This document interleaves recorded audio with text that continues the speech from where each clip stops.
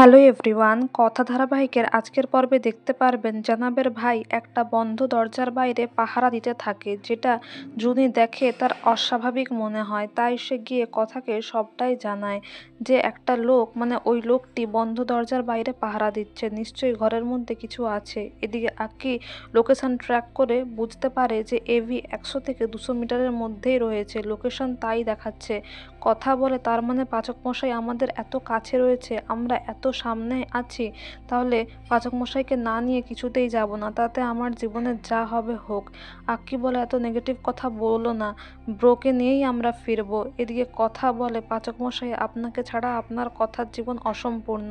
এদিকে এভি ফোনটাকে বারবার অন করার চেষ্টা করে কিন্তু করতে পারে না। যদিও এভি অনেক ট্রাই করে, ফোনটা খোলে এবং ভালো করে ট্রাই করার পরে ফোনটা যদিও অন হয় কিন্তু সিগন্যাল কিছুতেই আসে না, অফ হয়ে যায়।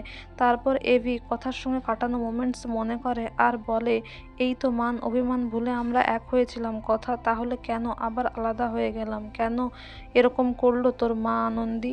এই বলে এভি কথা মনে করে কষ্ট পায় আর কাঁদতে থাকে।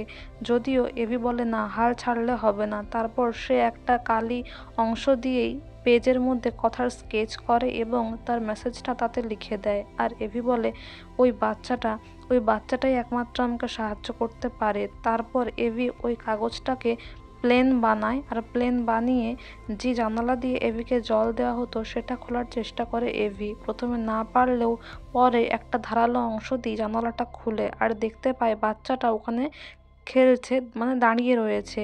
তারপর এভি তাকে তার নাম জিজ্ঞাসা করে কিন্তু বাচ্চাটা চুপ করেই দাঁড়িয়ে থাকে, কিছুই বলে না। তারপর এভি যে কাগজের প্লেনটা বানিয়েছিল সেটা বাচ্চাটির দিকে ছুঁড়ে দেয় আর সেটা খুলে দেখতে বললে বাচ্চাটা খুলেও দেখে, যেখানে কথা স্কেচ আঁকা রয়েছে, কিছু মেসেজ লেখা রয়েছে। বাচ্চাটা সেটা দেখতে পায়। এভি তো খুব খুশি হয় যে তার কাজটা সে করতে পেরেছে, কিন্তু এটাও চিন্তা করে বাচ্চাটা কথা বলতে পারে না, পুলিশকে কি দিতে পারবে, কি করবে। এদিকে জানাবের ভাই তার মাইন্ডটাকে ডাইভার্ট করার জন্য জুনি একটা পাথর ছুঁড়ে মারে জানালার দিকে, আর ওই লোকটি বাইরে চলে গেলে জুনি সেই ঘরে ঢুকে যায়, পেপারস চেক করতে থাকে। যদিও জানাবের ভাই এসে করে দরজাটা লক করে দেয়। তারপর কথা জুনিকে খুঁজে না পেয়ে জুনিকে কল করলে জুনি বলে সে আটকা পড়ে গেছে ওই অফিস ঘরের ভেতরে, যদিও ওখানে কিছু নেই।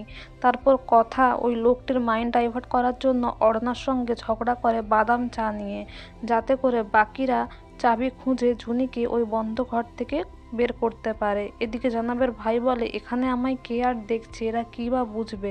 তাই সে তার মুখের ঢাকাটা খুলে নেয়। আর তার মুখের ঢাকাটা খুলে নিলে কথা দেখে তো চমকে যায়। সে বুঝতে পেরে যায় যে এই লোকটিই তো ওই ওয়েটার যে পালিয়ে গিয়েছিল হোটেল থেকে। তার মানে আমরা ঠিক ডেরায় এসেই পৌঁছেছি। তো বন্ধুরা, এই ছিল আজকের কথা ধারাবাহিকের আপডেট। Thank you so much.